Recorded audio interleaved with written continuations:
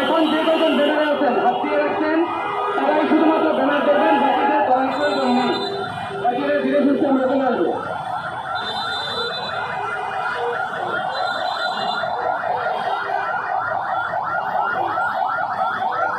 আমরা ধীরে সুস্থে ধাক্কা ধাক্কি করবো না, আমরা শৃঙ্খলা বজায় রেখে ধীরে সুস্থে আস্তে আস্তে যাবো, আস্তে আস্তে যাবো।